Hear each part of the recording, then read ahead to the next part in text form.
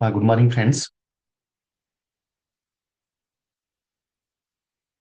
Hope कि आप सब ठीक ठाक से होंगे।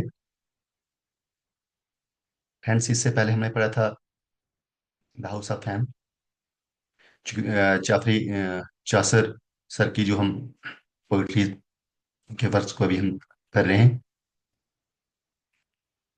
तो फ्रेंड्स, और today's poem is the parliament of house, जो कि जाफरी चासर सर की लिखी हुई पोइम है ये भी। तो फ्रेंड्स, बहुत सी इंपॉर्टेंट इसमें चीज़ें होने वाली हैं, इसलिए please go through the video deeply. मैंने कोशिश की कि इस पोइम को भी समझने के लिए हमने इसकी एक समरी, एक सम अप यहाँ पे दिया है। तो friends, let us start the parliament of house, या पार्लियामेंट वर्ड्स भी इसको कहते हैं। तो friends, the parliament of house is another dream vision poem by Geoffrey Chaucer. जैसे कि इससे पहले हमने पढ़ी थी हाउस ऑफ एम, वो भी एक ड्रीम विजन पोइम थी।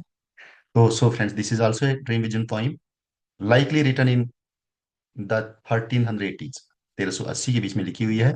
It is one of Chaucer's earliest work exploring themes of love, nature, and female, and it is often associated with the medieval tradition of courtly love poetry।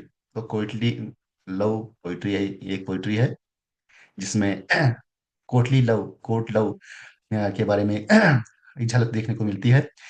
The poem follows a narrator who after reading Cicero's the dream of Scipio. वो Cicero का की जो एक poem थी जिसका नाम था dream of sapio, SCIPIO। तो फ्रेंड्स, वो भी इसी तरह से, जिस तरह से हमने पहले पोइम में पढ़ा था कि एक ड्रीम पोइम थी वो भी। तो इसमें भी क्या होता कि नरेटर जो हमारे, ये जो सिसरो की पोइम को पढ़ते हैं, इसका नाम ड्रीम ऑफ साइपियो है। तो falls asleep and dreams of magnificent garden. एक बहुत ही उम्दा खूबसूरत गार्डन इनको देखने को मिलती है अपने ख्वाब में, ओपनिंग ऑफ द जो पोइम है। सो फ्रेंड्स, अब in this garden he encounters, अब इस बाग में इसके साथ क्या क्या चीजें एनकाउंटर होती, क्या क्या पेश आती है चीजें, क्या क्या ये वहां पे देखते हैं एनकाउंटर होता है इसके साथ। The temple of Venice, first of all friends, जैसे हमने पहली पोएम में पढ़ा था उसमें भी एक वेनिस की बात हुई थी, द गॉड वेनिस की बात हुई थी। तो in the same case way, in this poem also the narrator, he heels himself, वो अपने आप को एक, he finds himself in a garden, in a temple. Magnificent garden है जिसमें कि एक टेम्पल है, टेम्पल ऑफ विनेस है पहले नंबर पे हमारे। तो टेम्पल ऑफ विनेस में क्या होता है, the narrator enters A temple adorned with images of famous lovers from history and mythology। History और माइथोलॉजी से जितने भी लवर्स थे उनको यहाँ पे अडॉर्न किया हुआ होता है, उनको सजाया होता है। He meditates on the nature of love, pondering its joys and sorrows। तो ये मेडिटेशन करते हैं वहां पे, अ, अपनी श्रद्धा से, अ, अपने अंतर ध्यान हो जाते हैं, मेडिटेट करते हैं। और किसको मेडिटेट करते हैं वो, नेचर ऑफ लव को, पॉन्डरिंग द इट्स जायज एंड सारोज, और जिन पे अपने खुशियों और सारोज का वहां पे इजहार करते हैं।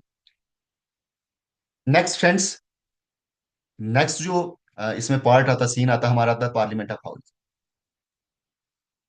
द पार्लियामेंट ऑफ बार्ड्स, इसको भी हम जिसको कहते हैं, जिसमें पहले कहा था दो पार्लियामेंट बार्ड्स, या पार्लियामेंट ऑफ हाउस आप कह सकते हैं। The narrator comes across a gathering of birds presided over by the goddess nature. अब यहाँ पे गॉडेस कौन सी, नेचर है, और वहां पे गैदरिंग ऑफ बर्ड्स है, बहुत सारे बर्ड्स वहां पे इकट्ठे हुए होते हैं। The birds have assembled to choose their mates. अब ये इनका मकसद क्या होता है, इनका मकसद ये है कि उन्हें अपने साथी, अपने अपने वहां पे लाइफ पार्टनर उनको चुनने होते हैं वहां पे। And three noble eagles compete for the affection of a single female eagle. और एक सिंगल फीमेल ईगल जो है, उसके लिए कितने कॉम्पिटेंट होते हैं यहाँ पे, कितने लोग जो है उसके लिए अ, उसकी उम्मीद रखते हैं। उसको पाने के लिए, उससे मैरिज करने के लिए, शादी करने के लिए, या अपना मेट बनाने के लिए। तो they are three noble eagle, they compete for the affection of a single female eagle. So friends, the debate among the birds presents different perspectives on love. तो ये डिबेट जो होता है इस पे,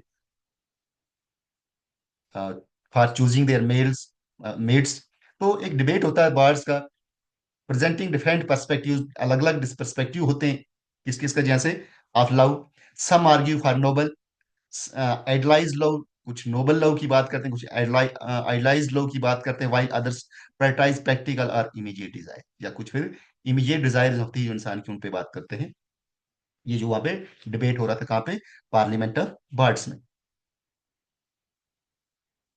अब फ्रेंड्स फाइनली अब रेजोल्यूशन उसका क्या होता है, क्या रिजल्ट निकलता है वहां से।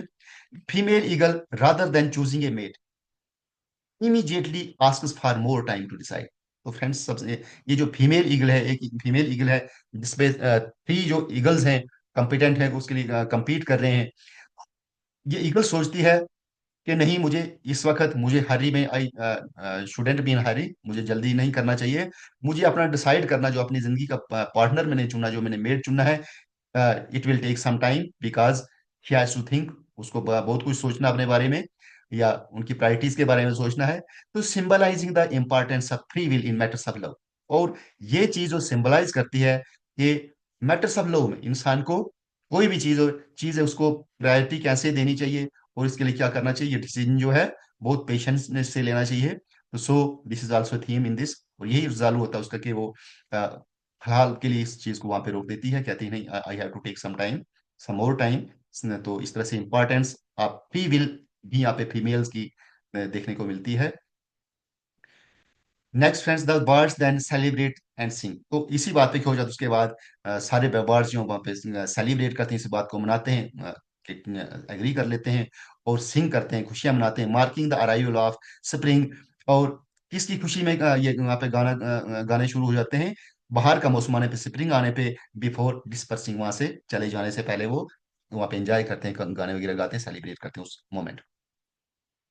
सो फ्रेंड्स, की थीम्स की बात करेंगे, क्योंकि मैं इसमें जो भी चीजें दे रहा हूँ सिर्फ मेन चीजें दे रहा हूँ, जो कि to the point of examination चीजें आने आने वाली होती हैं।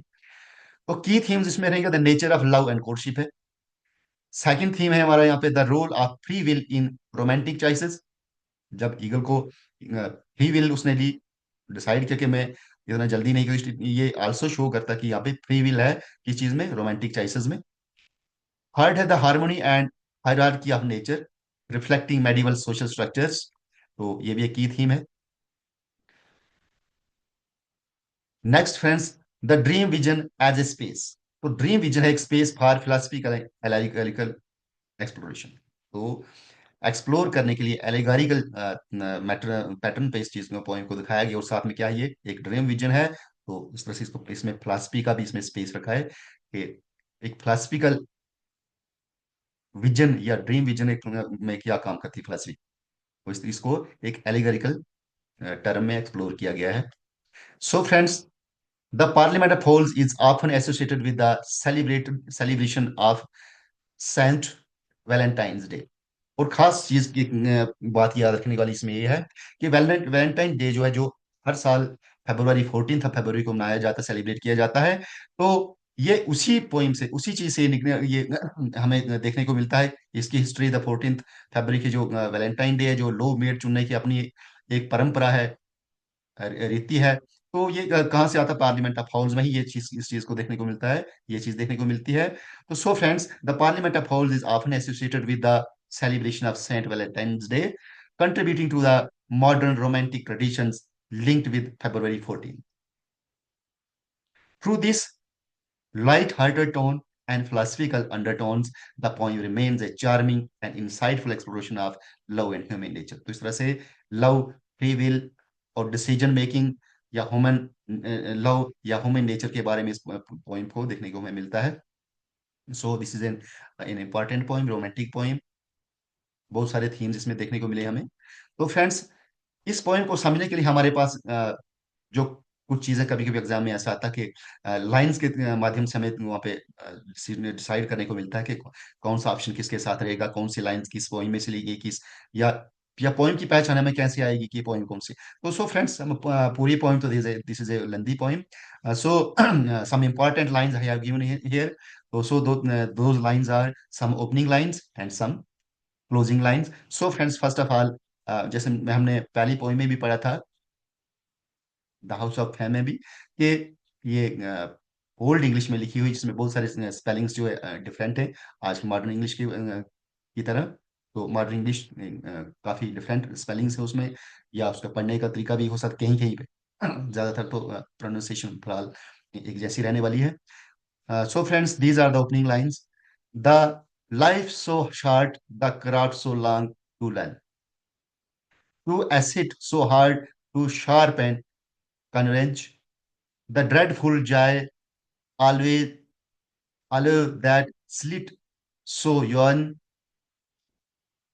All this mean I by love that my kind assurance with his wonderful work kind. So friends, जैसे कुछ चीजें हमें समझने को आती हैं इसमें, पर बट क्लियर, क्योंकि इसका जो एक राइटिंग फॉर्म है ओल्ड इंग्लिश की फॉर्म में है। तो इसका मैंने इसके साथ साथ में ट्रांसलेशन दिया जो मॉडर्न वर्जन है। तो मॉडर्न वर्जन इसका इस तरह से। So friends, in translation, modern version इस तरह से, लाइफ इज सो शार्ट, इसका कहने का मतलब ये था, ट्रांसलेशन इसकी ये है, the life is so short, the craft is so long to learn, the trial so hard, so sharp, the conquering, the dreadful joy that always slips away so quickly. All this I mean by love, which astonishes me with its wondrous working. So friends, ये line जो है इनको learn करना, याद रखना है, और एक इसका जो पैटर्न है पोइम का उसको समझना है, ताकि इन लाइंस को आप याद रख सको। तो सो फ्रेंड, चलते हैं, ये थी आपकी ओपनिंग लाइंस, तो चलते हैं क्लोजिंग लाइन पे। तो so friends, there are these are the closing lines. Closing lines इस तरह से, and with the shouting when the song was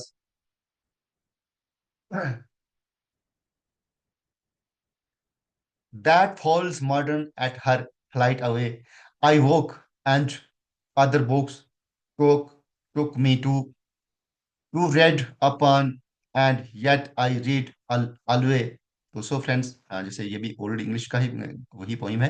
तो इसकी ट्रांसलेशन इस तरह से है, एंड विद द शouting, जैसे ऊपर था and with the shouting, when, WHEN ऊपर स्पेलिंग था, नीचे क्या मॉडर्न इंग्लिश में क्या इसका WHEN वेन है। तो इस तरह से आप इसको समझ सकते हैं, इस पैटर्न को देख के इसका आप स्क्रीनशॉट भी ले सकते हैं इसको अच्छी तरह से पढ़ने के लिए।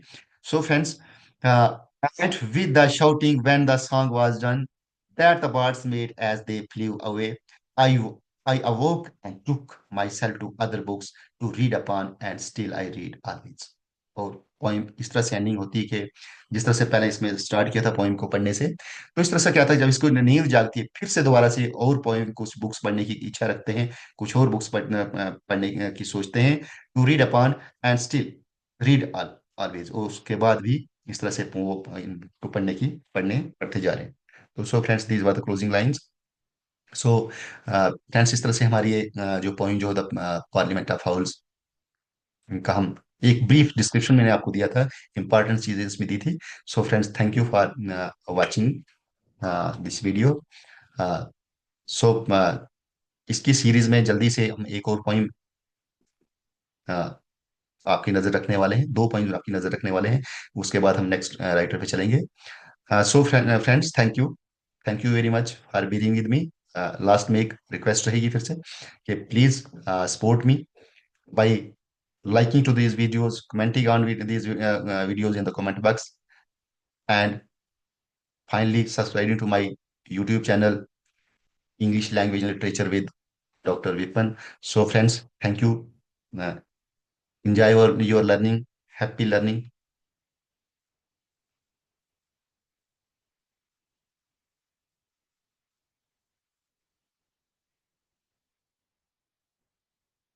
Thank you so much.